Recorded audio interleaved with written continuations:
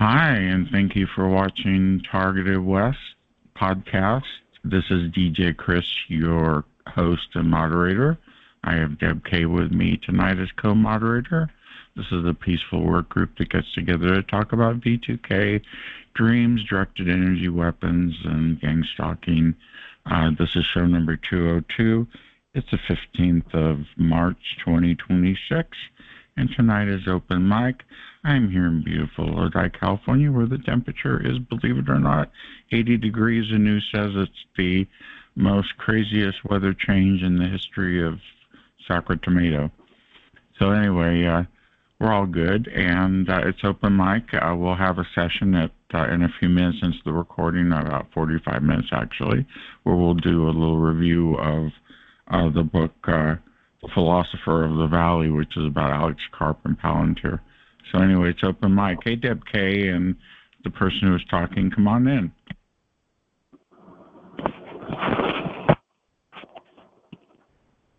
Yeah, I've been watching the eagles in California, like, you know, in your area, the eagles have the nest.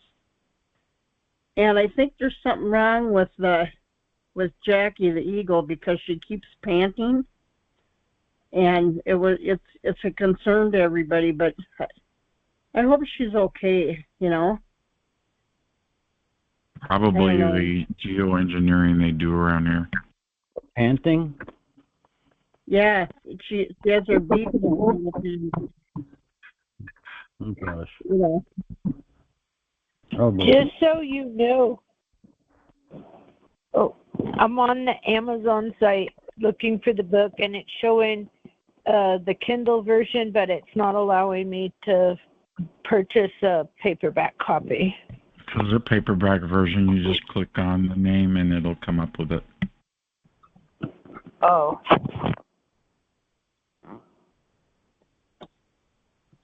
Were you on Derek's call last night? I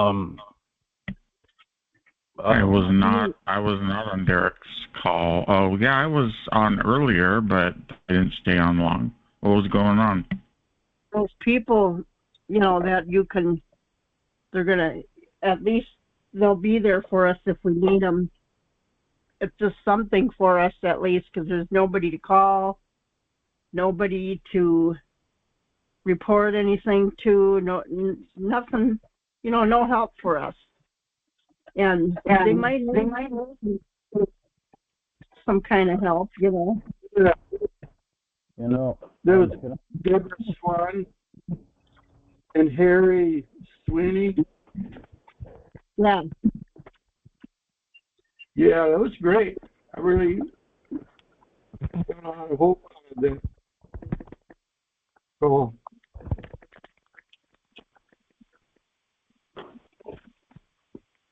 Yeah, it's just, you know, it made me feel good in a way, you know, that it's going to be there for us.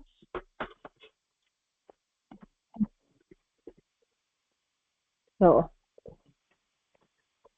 I can't put my colors on that jewel anymore because the cat jumps up, and the last time I had him there, he knocked them all over.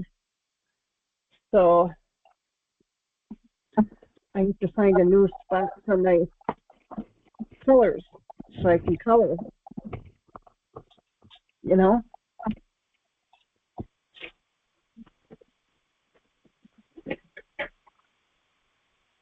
Sorry, I had to mute a couple of you. You had a lot of background noise, so if you want to talk, just hit *6 to unmute to talk.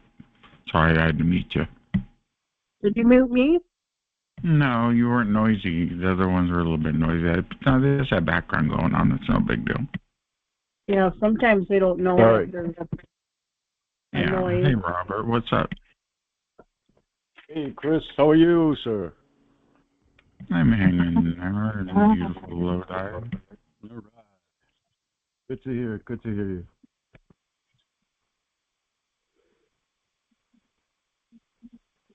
Hi, everyone. Hi, Chris. Hi, how are you? Who's this? It's Michelle. Hi. Hey, Michelle, how are you? I'm doing great.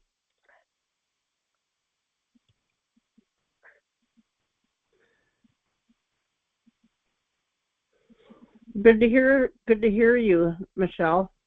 Yeah, hi Deb. Yeah.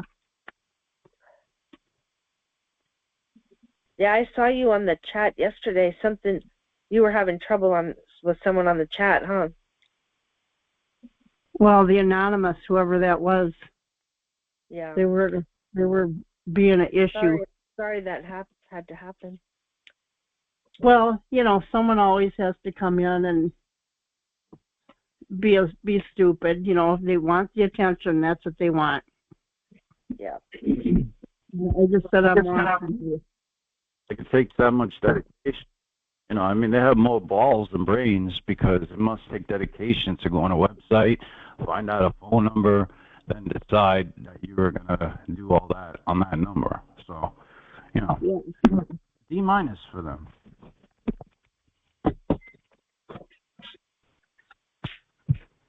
Oh, my terms go above and beyond to they go way out of their way to be deceitful and hurt me and gaslight me. They take a lot of time and effort.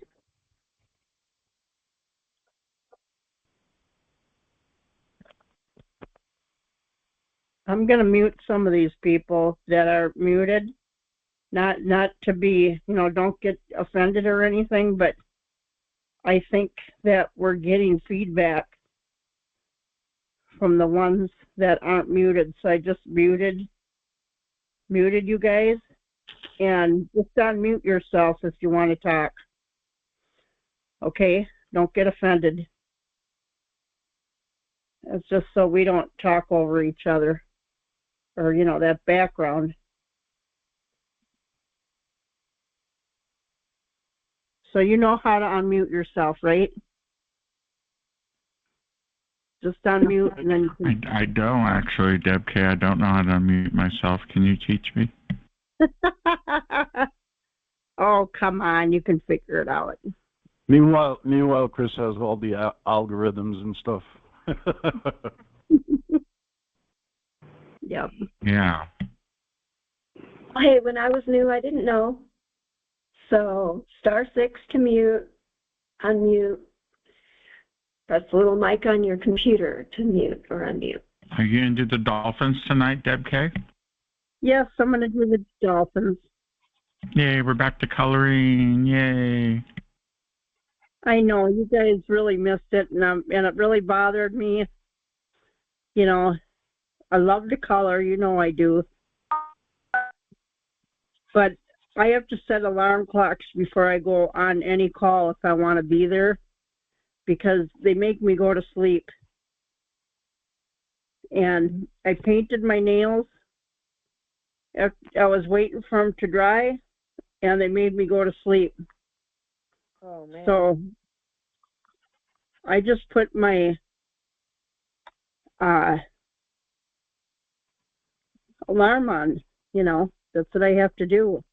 Yeah, Deb, I set alarms all day long for everything because you get sidetracked so easily. Oh, you'll sleep right through everything. That's what I've been doing. But now I'm not going to do that anymore. Yep. I have coffee all day until my show and soda, so I'm not sleepy. Luckily, they don't do that to me, but they get me when I sleep with the dreams, which disturb my sleep. So I have to sleep a lot. You go to the bar too. So.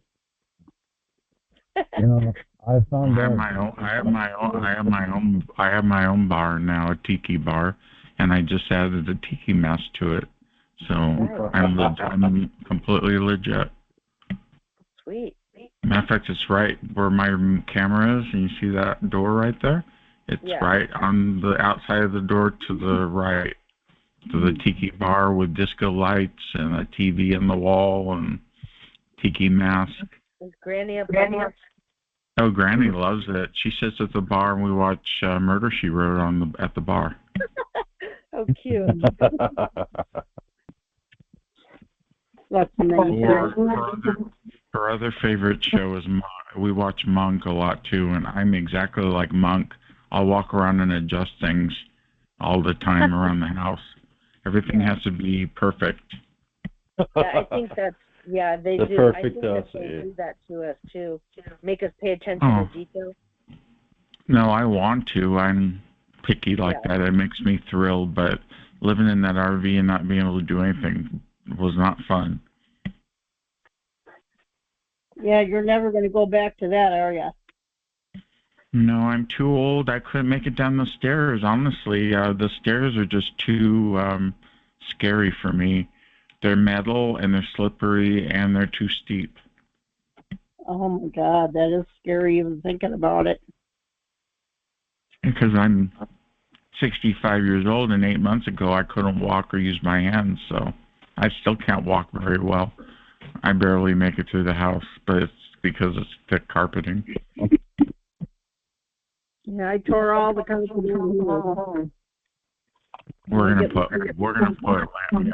laminate in because the carpet's all worn out. Getting the feedback again. Yep. Let's see. Your phone just on mute. Okay, say something, Michelle. See if we get the feedback. Michelle? Hi. There. Okay, now we're not getting it. Oh yeah, now we're not getting it. Yeah. I muted Skip, but he keeps on muting himself. I thought it was him. Yeah. I keep getting muted, then I unmute myself.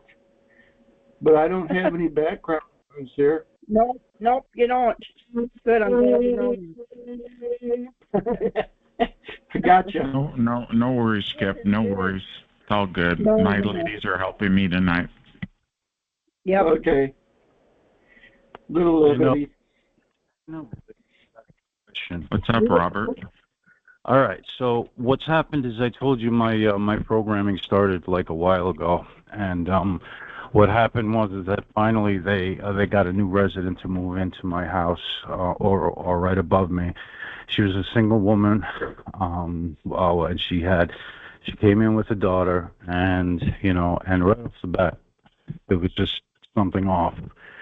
So I had an accident in my house, and I had my pizza boxes that started burning, and so of course the fire department came, whatever, and like ever since that happened, it seemed like there was always an issue with this woman making complaints, always from like the day one, and I'm like, wait a minute, she just got here, why is this happening? So fast forward now that she's had a child. So in this interim, she's had a child. I haven't seen a boyfriend or anything, but she's had a child.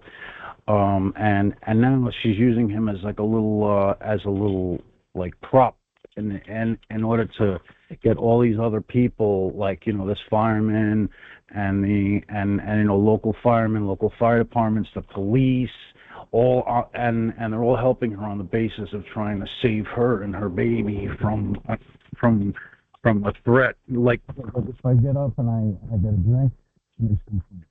If I get up and I do something, she makes complaint. At this point, she's just trying to do it so that I get in trouble, so that she can like try to force us out of here. But the only thing is that I own the condo. Well, we own the condo, and she's also an owner as well. So the fact that she What happened? Where'd Did you go, hang up? Robert? I don't know what happened. He was just talking a second ago. Did they knock him off the internet? Oh, Yeah. let me look. He'll come back. I was just getting into his story, too. Darn. Are you back, Robert? Sounds like something that they do to us all the time anyway. They use the kids to try to get us thrown in jail. That's what my neighbor did. The pot Nazis, they kept telling the police that the children are getting hurt by the pot. Oh my God, these people. But they never went outside their house. I never smoked outside. I was in a house separately from them. I wasn't even in an apartment, and they still complained. So I quit smoking, and then they started complaining about my fountain in front. And I bought 3 fountains, and none of them made them happy. One was too small. One didn't look right. The kid wanted this. The kid wanted that. It was a game, and it always was a game they played. They went on, and then they sued me for $1 million. Can you believe that? Well, you didn't pay it, did you? No, I didn't pay. I hired an attorney, and I won, and I didn't have to pay a penny except the attorney fee. That's ridiculous. A cop actually told you that you couldn't smoke pot because it was bothering people? Nobody told me I couldn't stop. It was the pot Nazis next door that said I couldn't smoke. Oh, yeah, that's all bullshit. That's ridiculous. It's legal. The reason, I know it was totally legal already. It was ridiculous, and they just kept coming to our door complaining, and it was quite and we just spent a lot of money fixing that house up.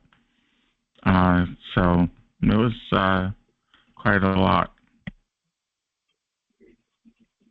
That's terrible. To deal with, especially when you don't feel so great and you got your dad in a nursing home. They actually targeted us while my dad was in a nursing home.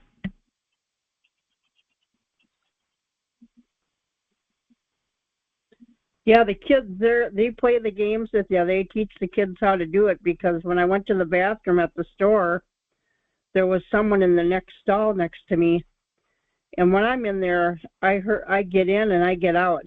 I was washing my hands, and she comes out of the bathroom and she's just staring at me. She's like about 8 years old, and I wasn't going to say anything to her.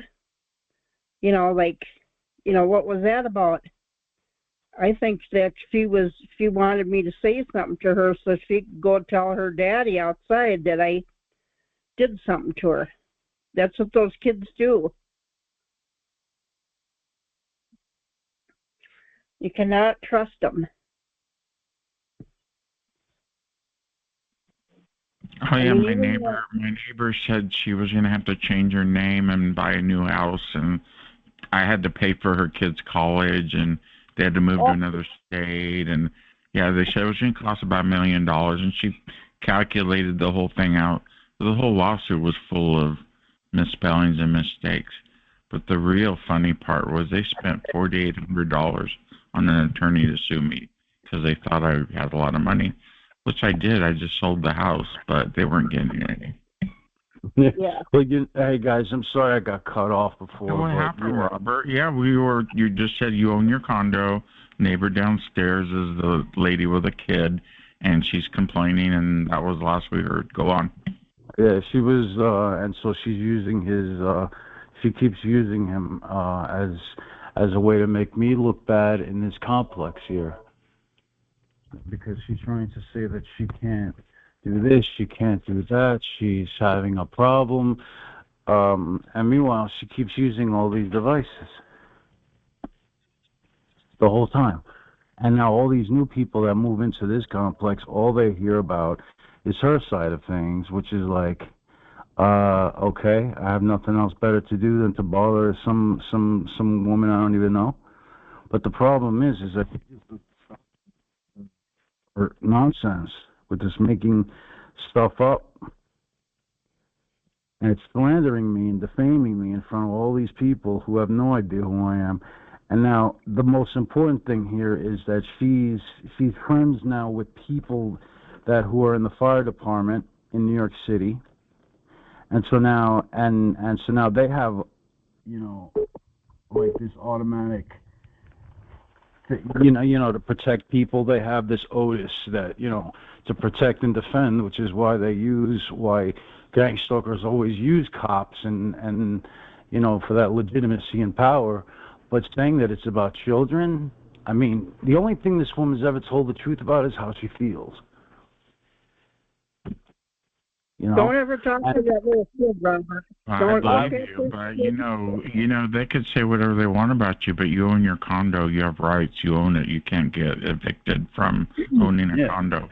No, I know that, right? So don't even worry about it. Yeah, Chris. Yeah. No, yeah, exactly, bro. No, exactly, Chris. But the thing is that it's that like other people have to live here and have to suffer through her baloney lies. and I have to sit here and actually now enable her dysfunction by getting involved now.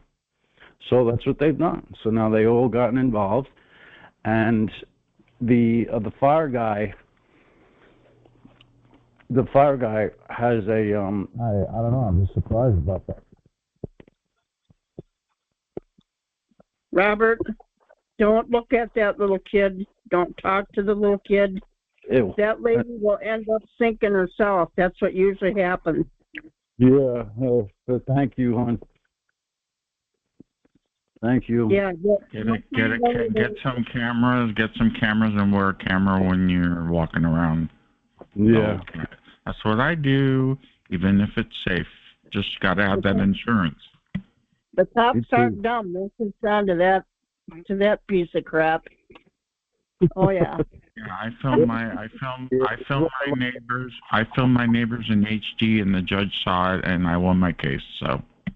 I know, but you know what it is? The part of me, like, I don't even want to be involved in something like this. You know what I'm saying? It's like, who the heck, wants to walk around their neighborhood under such situation? You know what I'm saying? Like in this sort, you know what I mean? But yeah, I know you want peace and tranquility where you live, and you're not going to get it sometimes because some people are unhappy. But the good news is she's only a renter, and she won't be there forever. Well, the good news. Well, no. The thing is that she's an owner. She owns too. Oh, she's an owner. Oh, well, that still doesn't give her power to get rid of you. That's just ridiculous. I know, but the way that she's doing it by telling everybody. She's not blaming her actions on herself. She's saying it's not harassment, it's protection. It's not embarrassment, it's defending. It's not that, it's and I'm just don't listen to her at all, ever. You walk away from her, pretend like you didn't hear a thing. Yep. Yes, I have a neighbor over here that runs to the office every time you do something. She literally does, and she is so evil that she's broken her hip twice and broken her back and keeps falling off the stairs. And now she has a walker and can't chase people around. So, karma. Yep, that's what happens. What goes around comes around. Yeah, she's a menace of the neighborhood. Literally, people will not talk to her because she's a gossip, and she literally runs to the office to tattletale. And the office doesn't care. They're really cool there. Well, that's what's going to happen to this lady that's doing it to him. They're going to be avoiding her like you wouldn't believe.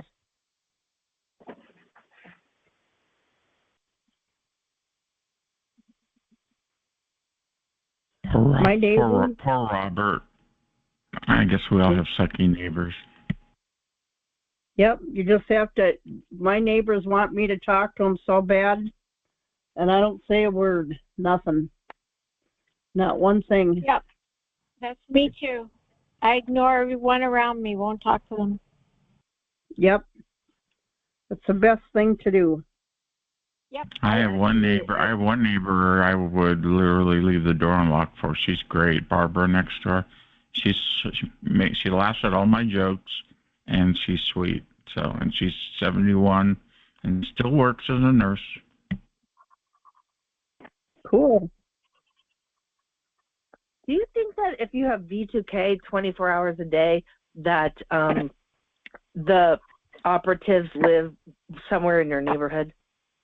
No, because I've moved all over California in my RV to try out that theory, and the V2K followed me everywhere, no matter where I went. Yeah, I was in a different state and I had it. Oh yeah, you could go to another country and still get it. This is a world for my listeners out there, or on YouTube, or BitChute, or Rumble, or Archive, or Spotify. You know that no matter where you go with V2K, it's going to follow you around. And it's a war weapon used in every country. It's a way to stifle people and push people down and keep them in a controlled grid environment. Yeah. I think that it depends on if your targeting is predominantly via satellite or if it's some other delivery method. Drone. Yeah.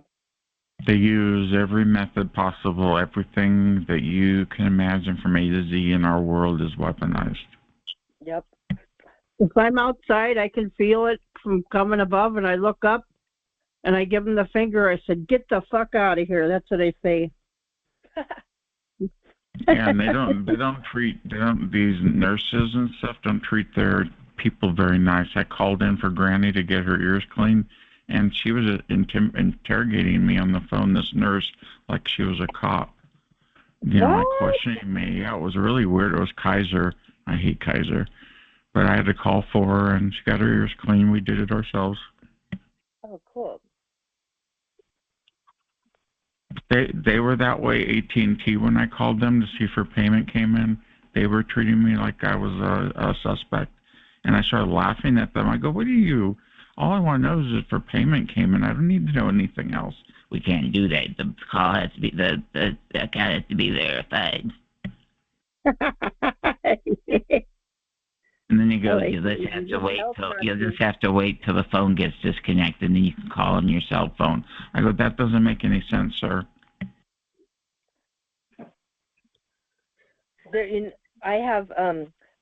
I'm on disability, but the only real source of extra income, I resell on like eBay and platforms like that. And now when I buy items and I post the pictures, they're photoshopping the pictures so they don't look like so they're like pixelating pictures so they look like they're not in good condition and stuff. They've lowered themselves to that. I can't believe it. So all the work I do, like procuring items to sell, is being compromised. That's terrible. Yeah, I used to get shitty customers on eBay. One time we sold a car, and the guy made a bid, and he wanted it, and he goes, "Where's my car?" I go, "You haven't paid yet. Where's my car?" And he bid like $1,000 for a car that's probably worth $20,000 now. And he goes, "Where's my car?" So we said, "Well, you have to pay. If you don't pay, you're in trouble. eBay's going to get mad." And he disappeared. So. Yeah, they think you're stupid. All those sites are totally easy to hack into. Every single one of those platforms are so hackable. Everything's hackable. I've seen it all because they've totally manipulated my platforms and my phone. Well, without further ado, let's play a message from our friend at TI Events. Okay. TI Events is a website where you can find out if you're listening to this call on your favorite platform that you can go to find out if there's a call like this one you're listening to. Not everybody records like I do, but at least you can go to the call and check it out. So here's a little ad from TI Events. Here we go. Jamie, being a targeted individual is so isolating. I don't know who to trust or where to turn. I totally get it, Alex. That's how I felt too, until I found TIEvents.org. TIEvents.org? What's that? It's a site that lists everything for TIs. Conference calls, webinars, in-person events, support groups, meetups, and more. There's something happening every day. Well, that's exactly what I need. Real support from people who understand. You'll find it all at TIEvents.org. It's been a game changer for me. TIEvents.org, your one-stop source for all targeted individual events. Visit today and connect with your community. Okay, we made it into the first half hour of the call. We have an open mic concept tonight. At 6:45, we'll be playing a recording about Alex Carp from Palantir and his a gentleman by the name of Michael Steinberger, who wrote a book about Silicon Valley and the Philosopher of the Valley, Alex Carp and Palantir. So that's coming up, the recording, and we'll tell you what we rated the book at that point. Anyway, it's open mic. Come on in. The only thing I was going to just continue to say was just about my neighbor. And it's like I've been there for 16 years. She just moved there, but at this point, it's like why, the most difficult part is the fact that other neighbors that live there that aren't involved, they're going to sit here and have to make one or two choices: either get involved to reclaim their sense of peace, or don't get involved and then suffer. And I hate that fact so much, because there were so many times when I tried to make it work, but I will never talk to that woman with her making,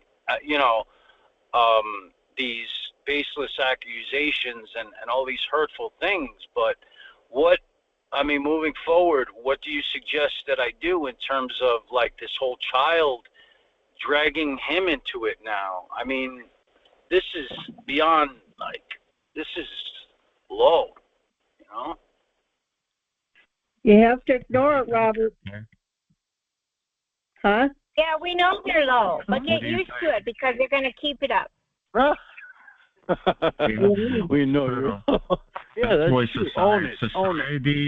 Society is very sick these days, my friend. We get away with everything. Whether you're targeted or not, you're going to have people do this. True.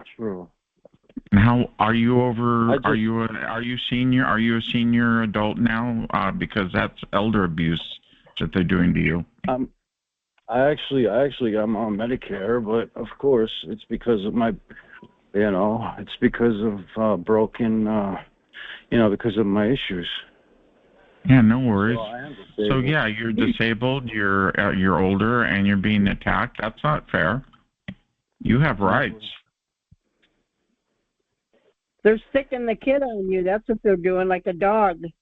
They always do that, yeah, because they know they can get more action or more traction by bringing a kid in.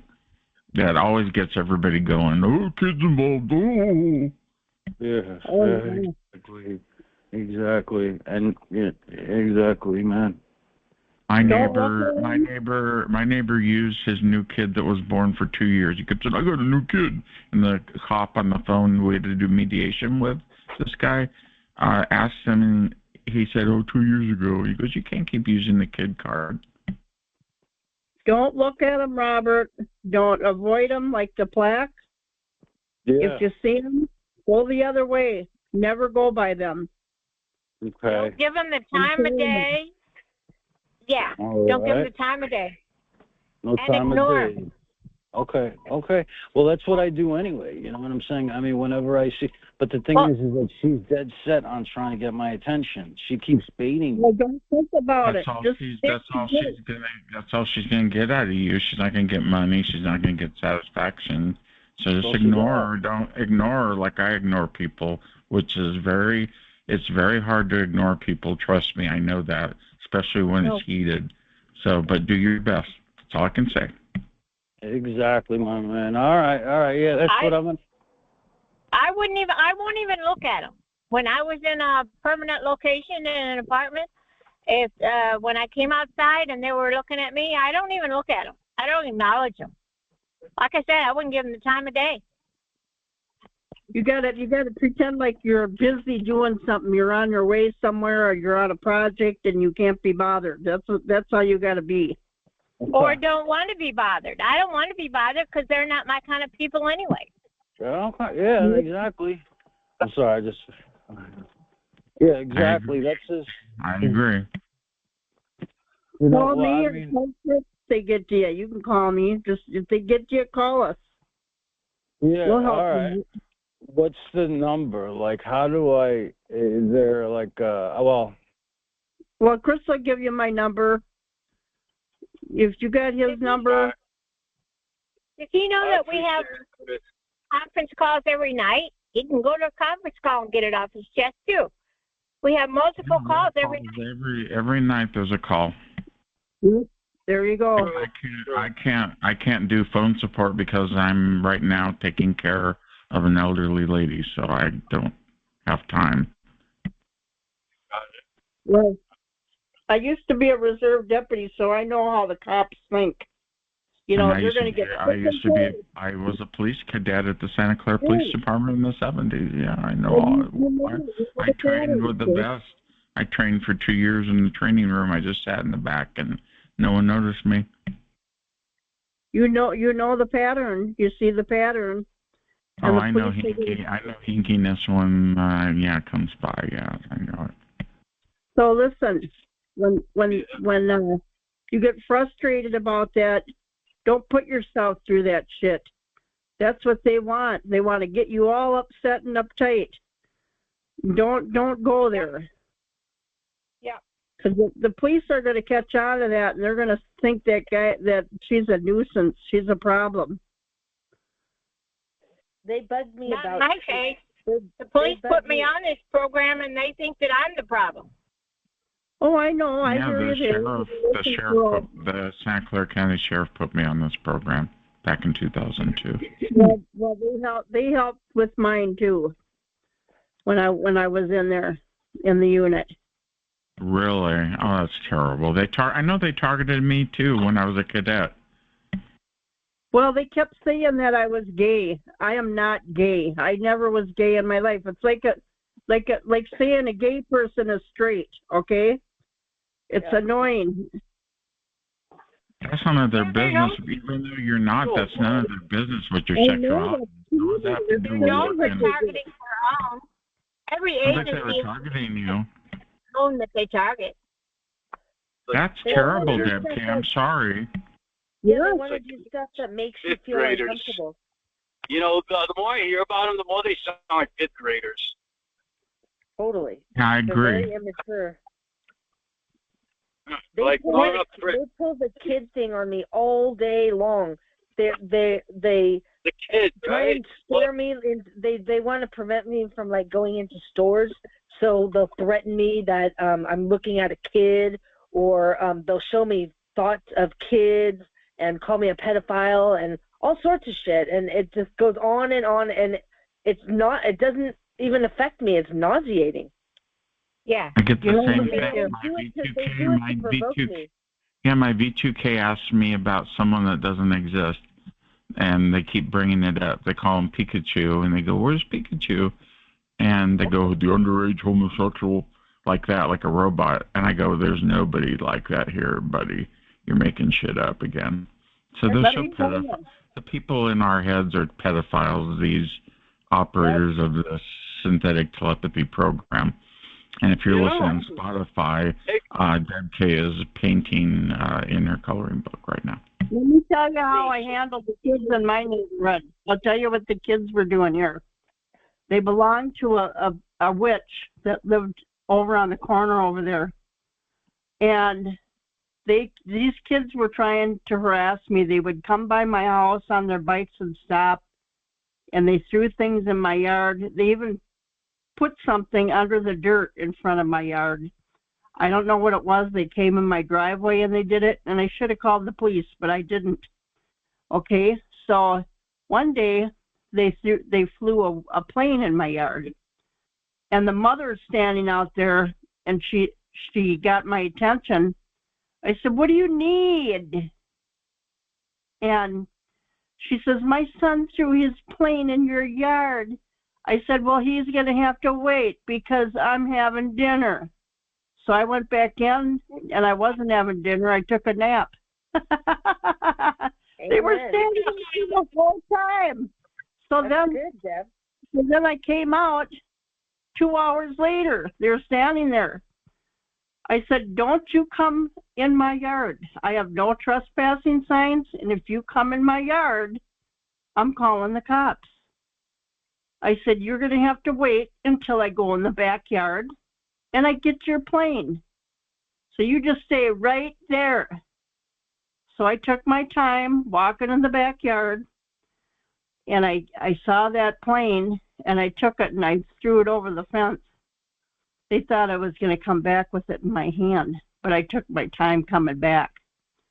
And then when I came back, I said, "Your plane is in your yard, and don't do it again." And I just stood there, and I watched them leave, like, "You get out of here." You know, I mean, they didn't like the way I treated them, but they never messed with me again. That's what you got to do. You got to set your boundaries. I was mean. I never thought I could be that mean, but I was so annoyed with those kids. And then they put these white rocks at the end of my driveway. You know what that was? That's a marker for the criminals. So I took the rocks out and threw them in the garbage. And I dared them to do it again. So, you know, I find myself in the same situation. Like in a million years, would I ever be saying I don't give a crap about a kid? I would have never said that to myself growing up, ever. But these programs are designed for that. It's like they antagonize you, and then get shocked at your reaction, and then that's when everybody wants to come in. Hey, look at how he's treating my kid, but they didn't see everything that led up to it, you know? Exactly. Yeah. They want you to go, no one, you're mean to kids and everyone loves kids, but they just provoke you into, they do this fake construct about that you're, that you don't like kids because you're not a pedophile, and it's just crazy. It's a complete mindfuck. Well, I live in my neighbors are all 70 years old, so I have nothing to worry about, but they act like children. You're not normal kids. You tell the person, these kids are not normal. You got the bingo not to go on, Chris. Whoop. Yeah, well that is true, Chris. The adults are they wear diapers. Oh yeah, I've met a few. I got them across the street from me. Their diapers are hanging out of their ass. Oh my! I'm just saying that to be mean because I can't stand them. Yeah, so you have a senior apartment complex across the street. Yeah, they gotta have nothing better to do but stare at you. Yep, that's right. Yep, that's what I got. And those apartments go for a lot of money. They're like $3,000 a month for rent. What I call them shady apartments. Is it assisted living kind of? No. It's just an apartment. Doctors live over there, retired doctors, and I'm sure there's some nice people over there. Yeah, that's the price of assisted living.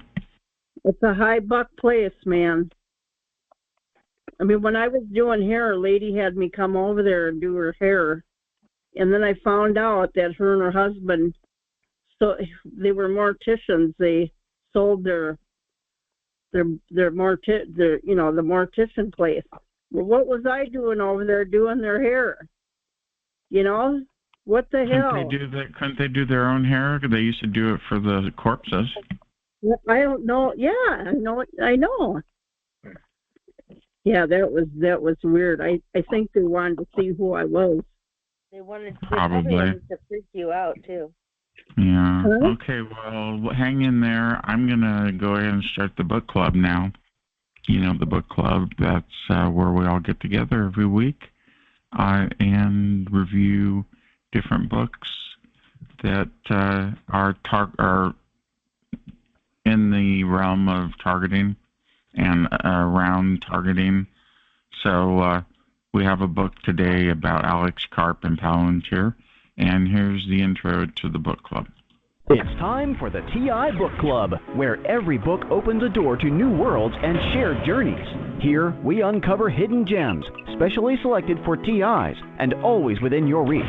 Be part of a community that reads together, grows together, and sees the world through the same lens. Don't just listen to stories, live them with us. Join now at bookclubs.com/TIBookClub/join, and let's turn the pages of adventure together. Yes, our TI Book Club is in its 10th year. We have 227 members in good standing. We review a new book every week. Sometimes we go 2 weeks on one book if it takes a little bit longer to read. And this week we have The Philosopher of the Valley, a new book about Alex Carp, Palantir, and the Rise of the Surveillance State by Michael Steinberger. We have given it an 8. And we have a quick review to play, and then we'll be back to open mic again for you guys to talk. And without further ado, let's go ahead and play our recording. Check it out. Okay, I have a quick profile quiz for you right off the bat. The Individual in question has a PhD in social theory, is intensely private, is often seen practicing Tai Chi moves while talking, and has hair frequently compared to Albert Einstein's. That sounds like a philosophy professor. Go on. Definitely owns a cabin somewhere with no running water. Or maybe like a highly specialized yoga instructor who teaches CEOs how to breathe better at Davos. That would be a perfectly rational guess. But I'm wrong. But here's where it gets really interesting. This is Alex Carp, the CEO of Palantir Technologies, a company named after the all-seeing stones from Tolkien, founded right after 9/11.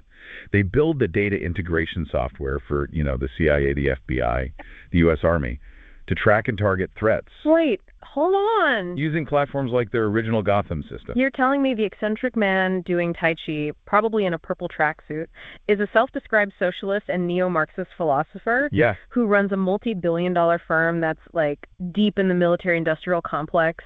That's him. That is such a colossal contradiction. I mean, that defines everything we need to talk about today. Exactly. And that contradiction, the philosopher building the algorithmic state, is the whole mission of our deep dive today.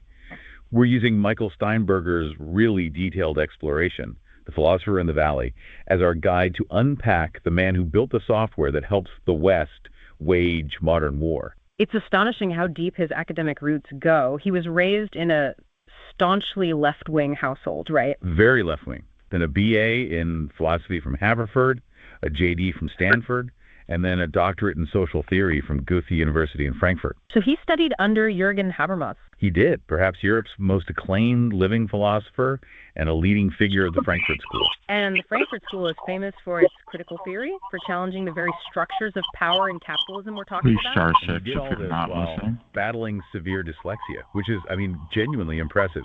So, okay.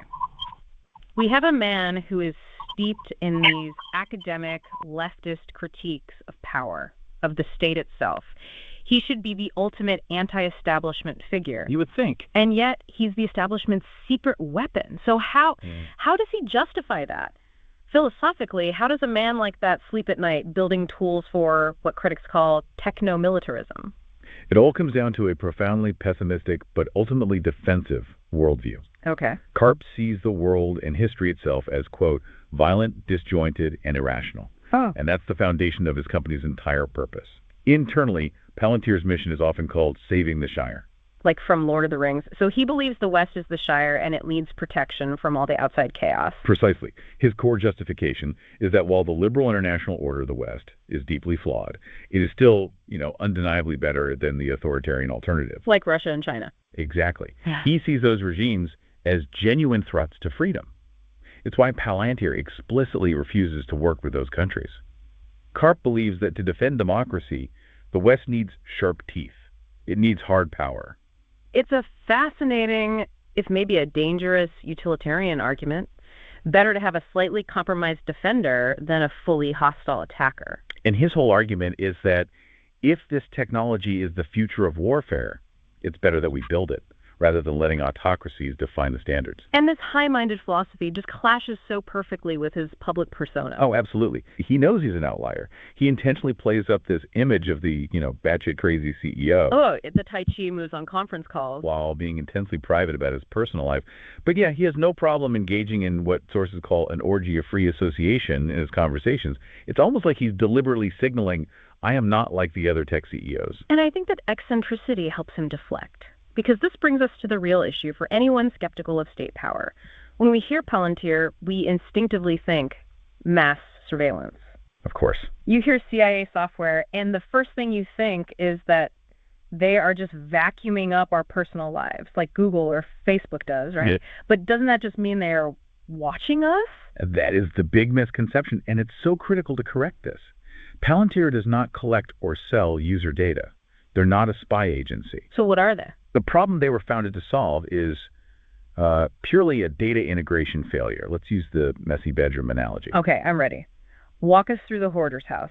So intelligence agencies, the FBI, the CIA, local police, they already have massive amounts of information. Right. But it's scattered across hundreds of separate siloed databases.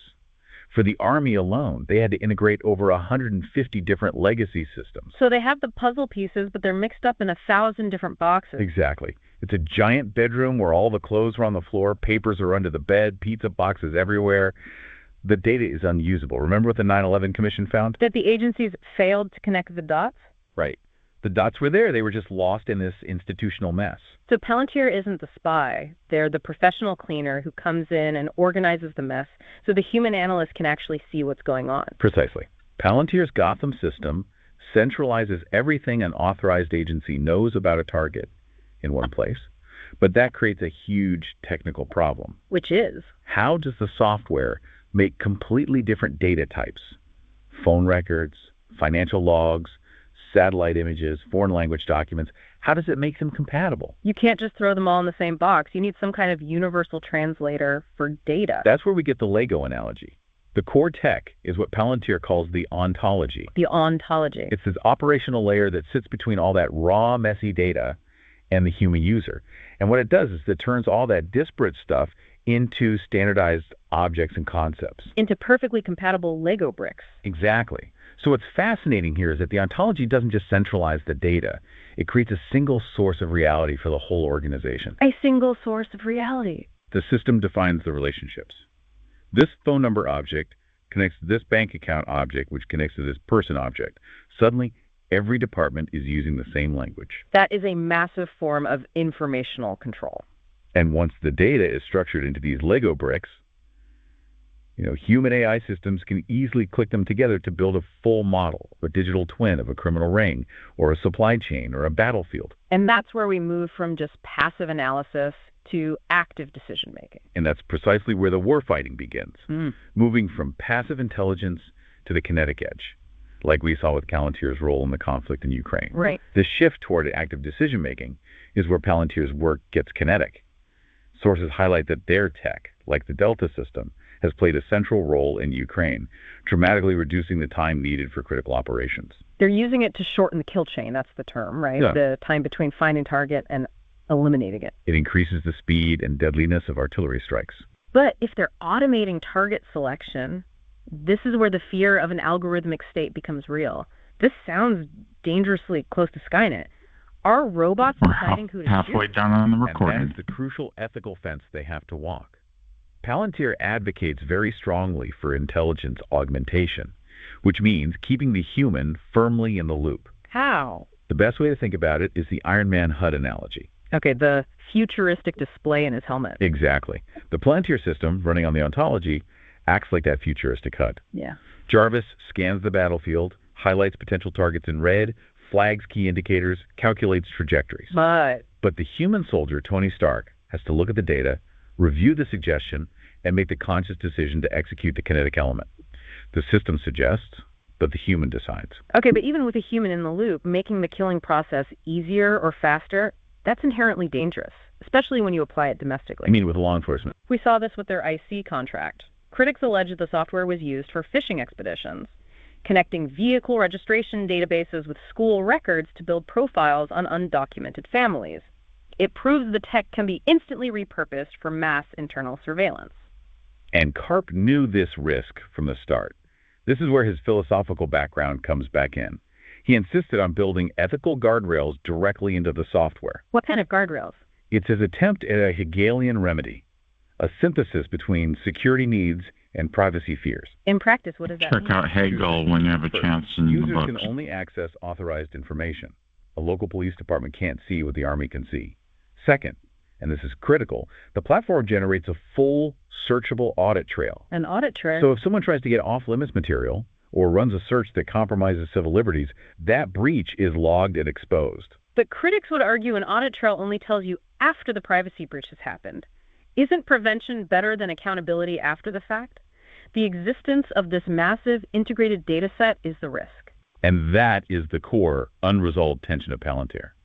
But what's so fascinating is you have this ethically engaged, complex CEO, and yet his company is an absolute pariah in Silicon Valley. It's a huge culture clash. The Valley sees defense contractors as archaic, morally questionable, and just not cool. And Carp has frequently criticized the monoculture of the Valley.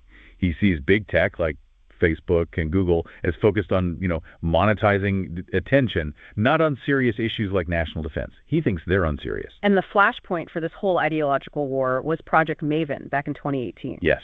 Google won a contract to bring AI to drone targeting, but they pulled out after massive internal protests from what Carp sarcastically called super woke engineers. They believed that weaponizing AI was inherently wrong. And when Google pulled out, Palantir took over the project immediately. Carp called Google's refusal a loser position. Which brings us to the gated community analogy. Perfect analogy.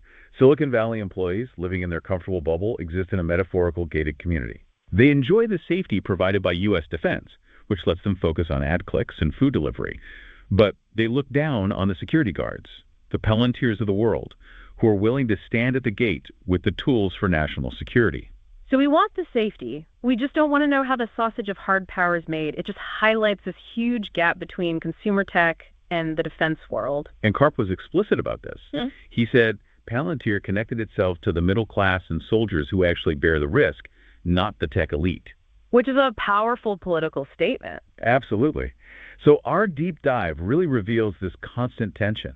The same tech that gives a wartime advantage by shortening the kill chain can also enable internal surveillance, like with those controversial domestic contracts. It forces you to confront Carp's core dilemma, that maybe defending democratic values requires using tools that could erode those same values at home. And we should probably mention the final piece, the source of their ideological persistence. That's the most important business detail. The founders maintain control through a special voting structure, Class F shares, which gives them, Thiel, Carp, and Cohen, a nearly 50% voting interest. Regardless of how many shares they actually hold. Exactly. So it insulates them from shareholder pressure. It lets them stick to their long-term, defense-centric agenda. They are, by design, emperors for life, guaranteeing the company stays dedicated to saving the Shire. So the question remains, is Alex Carp a philosopher king or a digital warmonger? Be honest. Does this software make you feel safe or does it freak you out? Let us know in the comments. If you want to keep upgrading your brain, click the video on the left. We've selected another deep dive just for you. And hit that logo to subscribe to Nonfiction Insights for your daily dose of wisdom. See you in the next video. Thank you for that, ladies and gentlemen, for taking your time to listen to that. That's the new book with Alex Carp being discussed, The Philosopher of the Valley, which we gave an 8, Michael Steinberger. Anyway, that was an interesting recording, and we're going to go back to the open mic concept and see what's going on out in the audience. We have 60 people on the call right now. Very good. What's up?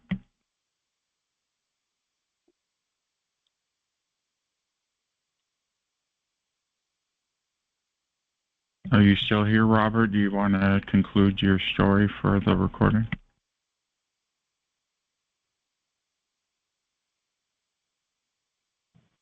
We got Deb Kay's. Those look really good. Deb Kay is using my coloring book, which you can get at lulu.com, the adult coloring book, and it's available on my website, TargetedWest.com, and you can check it out. Deb Kay's coloring and moderating at the same time, which is pretty cool. Anyway, thank you for listening or watching on your favorite platform. Please like and subscribe, make a comment, and tell your friends. And don't forget that we now have a way for you to tip me. It's buymeacoffee.com/TargetedWest. So please help keep this podcast going. 4 years strong now. We don't usually take donations.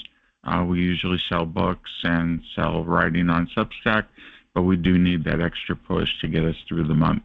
So please, if you could help us out, buymeacoffee.com/TargetedWest. I appreciate it. Thank you for your time, and thank you for listening. We'll be back next week. I think we don't have a guest, so we'll have open mic again. So you can talk some more and tell us your story about what's going on in your neighborhood or with the V2K or dreams that you're having.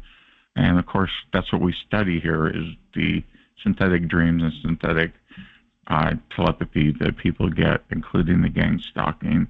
Directed energy weapons are happening. It's been talked about in many circles and on the news. in 60 minutes. Of course, they say it's the Russians doing it, which is not true. It's the CIA. So, anyway, we're going to end this recording now. Please send me an email if you'd like to talk to me, if you need support, want to talk to me about targeting or have questions or would like to interview me. Send me an email at djchris@targetedwest.com. Thank you for watching the recording. Have a nice day. And don't forget to go to tievents.org to find another call like this.